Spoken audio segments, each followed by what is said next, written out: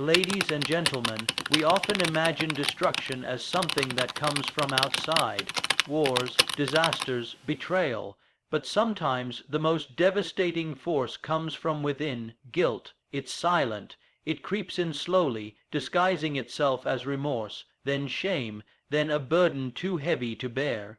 And in the end, it doesn't just linger, it destroys. Think of the stories we know: Macbeth, driven mad by the blood on his hands; Jay Gatsby, haunted by a dream built on lies; or even the people we pass by every day, smiling on the outside, but hollow within. Their guilt isn't seen, but it consumes them all the same, because guilt doesn't need bars to make a prison. It builds one in the mind, it whispers at night, rewrites every memory, and robs us of peace. When left unchecked, guilt becomes the judge, the jury, and the executioner. And here's the most tragic part: many of those destroyed by guilt were never destroyed by others. They were destroyed by themselves. Their actions may have passed, but the guilt held on. It gnawed at their sense of self until there was nothing left. So, if there's anything we should learn, it's this: we must face our wrongs with honesty, seek forgiveness where possible, and learn to forgive ourselves when it's time. Because guilt, if we let it, will bury us deeper than any enemy ever could. Guilt is not simply a passing emotion. It is a deeply rooted psychological experience that, once triggered, can persist long after the event that caused it. Unlike fear or anger, which often arise as reactions to external stimuli, guilt stems from an internal conflict, a clash between one's actions and one's moral code. It grows in silence in the hidden corners of our thoughts, and it thrives in solitude. While an external punishment may end, like serving a sentence or receiving a reprimand, guilt continues to echo inside the mind, replaying the offense, exaggerating the consequences, and intensifying the pain. This is why guilt can become more unbearable than any punishment the world could impose. What makes guilt particularly dangerous is its ability to alter a person's self-perception. At first, it may seem like a sign of conscience, a natural response to wrongdoing. But over time, guilt often evolves from a feeling about a specific act to a sweeping judgment about one's entire identity. The person no longer sees themselves as someone who did something wrong. They begin to see themselves as someone who is wrong. This shift is devastating. It erodes self-worth and embeds the idea that redemption is not possible. The person becomes trapped in a cycle of self-condemnation, convinced that they deserve to suffer, and in some cases they may even seek out that suffering to satisfy their own internal sense of justice. Unlike external punishment, which usually comes with structure and an end point, such as jail time, a fine, or a social reprimand, guilt imposes no such limits. It does not follow rules. It doesn't operate within the bounds of fairness or proportionality. A person might feel overwhelming guilt for a minor mistake, while another might feel none for a serious harm. This subjectivity makes guilt uniquely personal and incredibly unpredictable. Once it takes root, it creates an internal narrative that can't easily be challenged by logic or even compassion from others. It writes its own story, often with the individual as the unredeemable villain. The destructiveness of guilt also lies in its isolation. Those who feel guilty may withdraw from others out of shame or fear of judgment.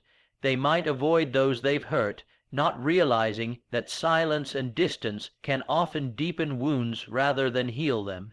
In trying to punish themselves or shield others from their guilt, they create emotional distance that often leads to loneliness and depression. This separation from community and support systems only intensifies the internal turmoil. In effect, guilt drives people inward, away from healing, away from connection, and deeper into themselves, where the guilt festers without challenge. Moreover, guilt can sabotage future growth. A person who is consumed by guilt may avoid opportunities, relationships, or responsibilities because they feel unworthy of them. They become hesitant to accept happiness or pursue change, believing that they have forfeited the right to improve their lives. This can result in a form of emotional paralysis, where the individual is stuck in the moment of their wrongdoing, unable to move forward. Their past becomes their identity, and they carry it like a scarlet letter into every new situation. No matter how much time passes, they cannot escape the feeling that they must continually pay for their mistake.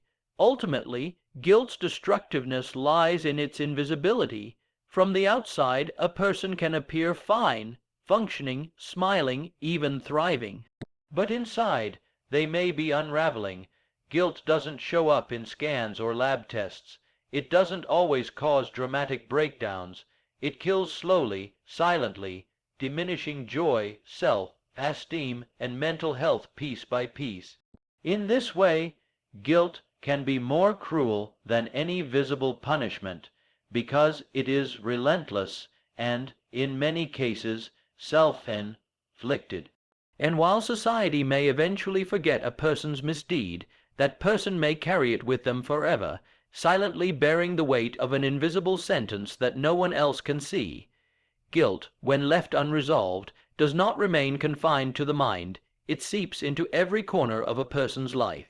At first, it may manifest subtly: difficulty concentrating, disturbed sleep, or fleeting moments of sadness. But over time, if guilt is not acknowledged, expressed, or processed, it begins to grow into something far more consuming.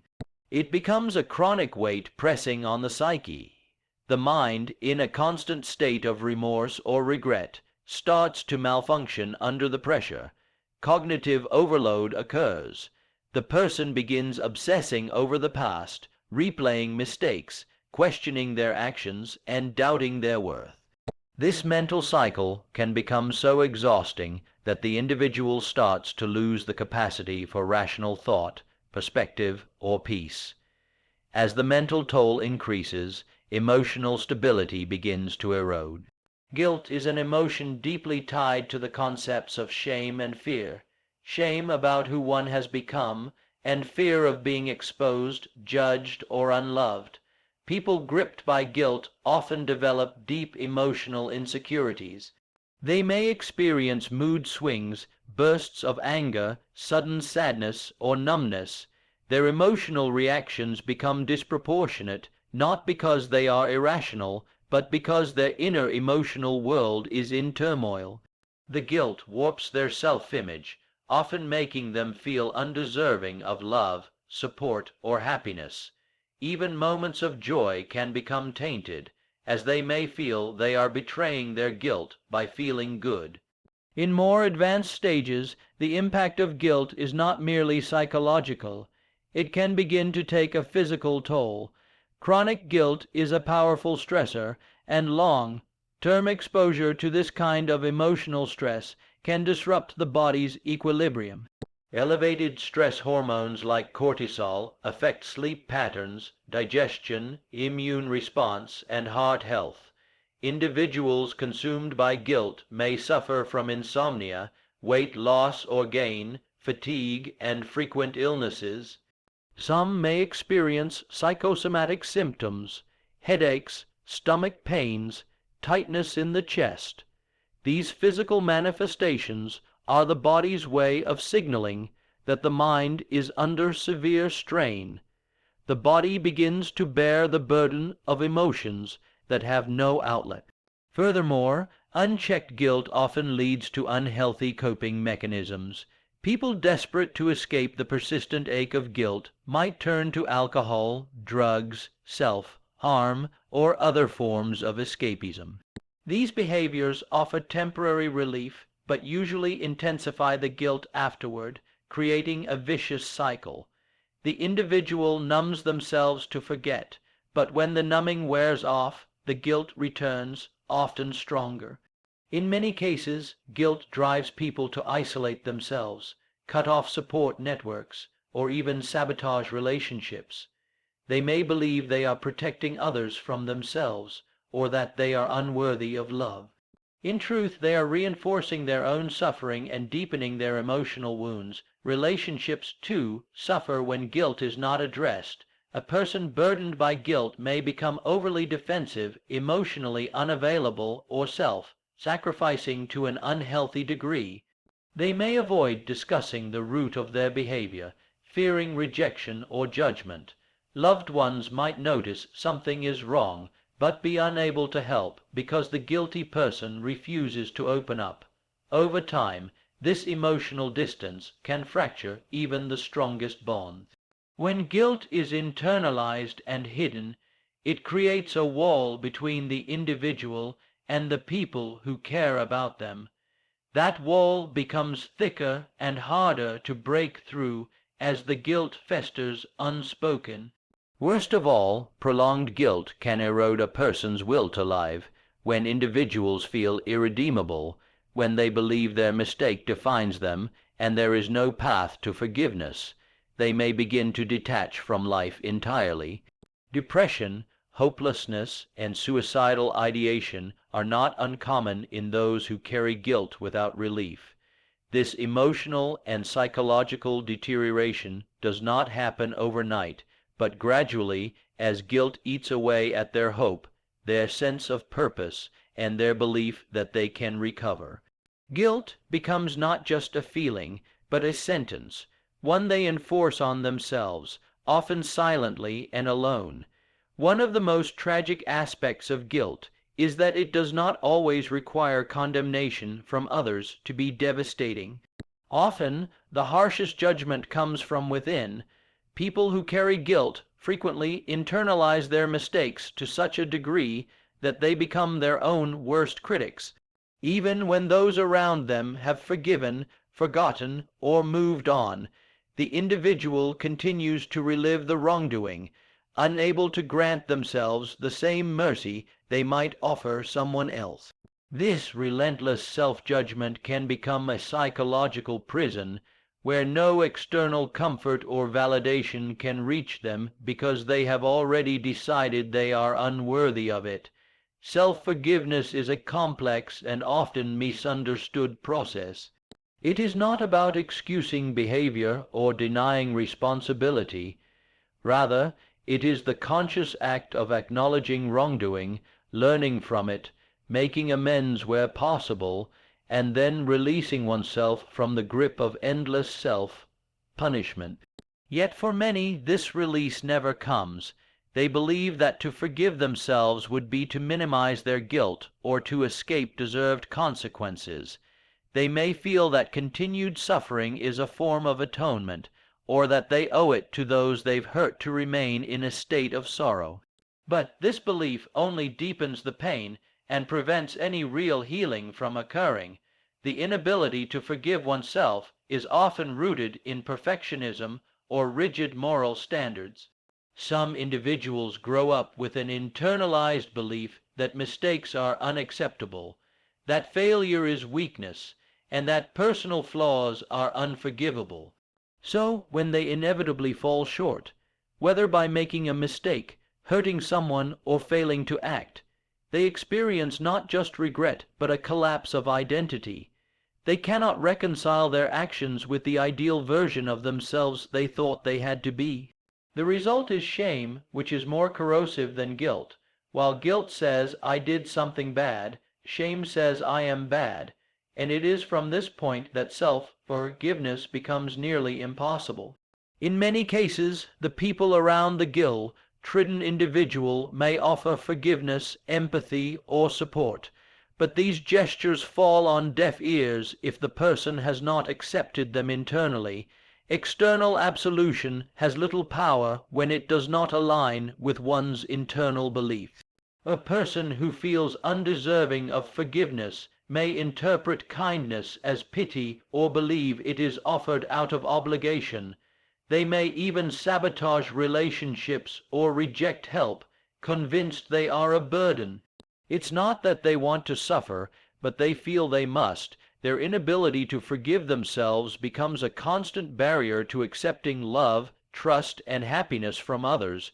This dynamic leads to self-destructive behavior over time. A person who cannot forgive themselves may unconsciously seek to confirm their own negative self-view. They might isolate themselves, choose toxic relationships, avoid success, or repeatedly put themselves in situations where they are destined to fail. These behaviors are not always conscious, but they are deeply tied to the narrative that they are unworthy or irredeemable. As a result, the guilt deepens with each new failure or misstep, reinforcing the original belief that they are broken beyond repair. This cycle becomes harder to break with time, especially if the person lacks the emotional tools or support system to challenge it. Perhaps the most painful truth of all is that many of these individuals are not viewed harshly by the world. Some are admired, loved, or even seen as successful, but none of that penetrates the internal story they tell themselves. Their destruction is not public. It is silent, private, and deeply personal. They are not ruined by punishment imposed from the outside, but by a slow erosion from within. Their suffering is not the result of justice, but of an inability to recognize their own humanity, to understand that being flawed does not make one unworthy of forgiveness. Until that inner transformation begins, no external validation can truly save them. From ancient tragedies to modern novels, guilt has always been a central force in storytelling, because it reflects a fundamental truth of the human condition, that our conscience, once provoked, can become both judge and executioner. In classical literature, few examples are as powerful as Shakespeare's Macbeth. After Macbeth murders King Duncan to seize the throne, he and Lady Macbeth descend into madness, not because they are punished by the law, but because they are tormented by their own guilt. Macbeth sees ghosts. Lady Macbeth begins to sleepwalk and obsessively wash imaginary blood from her hands. These are not just theatrical exaggerations. They represent the deep psychological toll that guilt exacts. Their ultimate downfall is not delivered by others. It is the result of an internal rot that guilt has set in motion. Another iconic example is found in Fyodor Dostoevsky's Crime and Punishment. The protagonist, Raskolnikov, commits a murder and tries to justify it intellectually. Yet he cannot escape his conscience. Throughout the novel, his guilt manifests as paranoia, illness, and emotional torment. Even as he escapes legal punishment for a time, the psychological consequences haunt him relentlessly. He is unable to find peace or meaning in life until he confesses and begins to atone. Dostoevsky's novel reveals a key insight. Guilt is not simply a reaction to being caught. It is a moral reckoning that occurs deep within, often in isolation, and one that can break a person's spirit long before the law ever touches them. But guilt is not confined to the pages of fiction. Real life examples prove that guilt can have a similarly destructive effect on the human psyche. Consider veterans who return from war burdened by the things they've seen or done in combat. Many suffer from moral injury, a term used to describe the guilt, shame, and spiritual crisis that arise when their actions in war violate their moral beliefs. These individuals may not face legal consequences, but they carry invisible wounds that often lead to depression, substance abuse, or even suicide. Their pain stems not from societal condemnation, but from the inability to reconcile their actions with their sense of right and wrong. Public scandals, too, show how guilt plays out in real life. Politicians, celebrities, or business leaders who are caught in wrongdoing often face intense public scrutiny, but it's what happens in private that reveals the true power of guilt. Some issue apologies and rebuild their lives. Others, unable to face themselves, spiral into despair, retreat from public life, or take drastic actions. The same goes for ordinary people. Teachers who make a harmful mistake, parents who fail to protect their children, or friends who betray someone's trust. The guilt they carry may never be known to the world, but it affects how they live, love, and see themselves. Guilt has also been a recurring theme in historical events. Survivors of tragedies, such as the Holocaust, 9/11, or school shootings, have reported feeling survivors' guilt, an overwhelming sense of responsibility or unworthiness simply because they lived when others did not. This form of guilt is irrational, yet intensely real. It shows that guilt is not always tied to personal wrongdoing.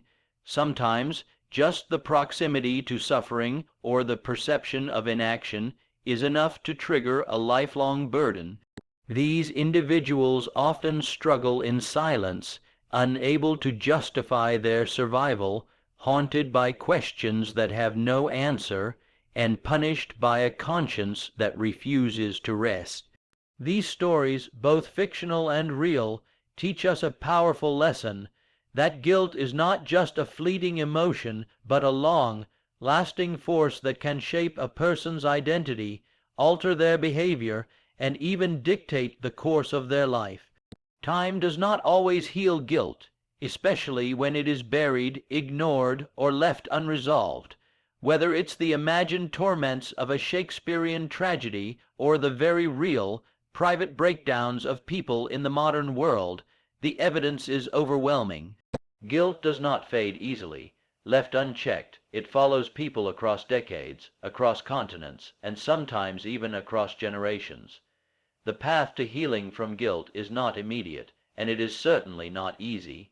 But it always begins with a single, courageous act, facing the truth. Too often, people try to bury their guilt beneath distractions, denials, or rationalizations. They avoid the discomfort of acknowledging what they've done or how they've hurt others. But guilt, when suppressed, does not disappear, it festers. It may remain quiet for a time, but it continues to influence thoughts, emotions, and behaviors in subtle and destructive ways. Only by confronting guilt head-on can one begin to understand it, dismantle its grip, and move forward with integrity. This confrontation may be painful, but it is essential. Avoidance prolongs suffering. Truth initiates transformation. A crucial step in this process is accountability. To take responsibility for one's actions is not simply to admit wrongdoing.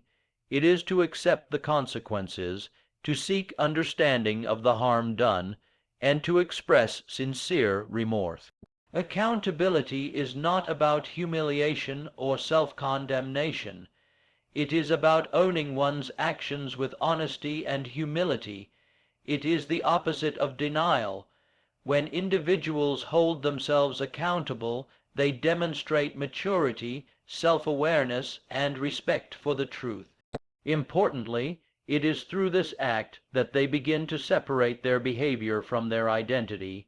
I did something wrong does not have to mean I am a bad person.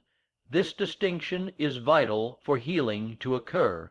Following accountability, forgiveness becomes both a destination and a challenge. Many people wrongly believe that forgiveness, especially self-forgiveness, means pretending the wrongdoing didn't matter.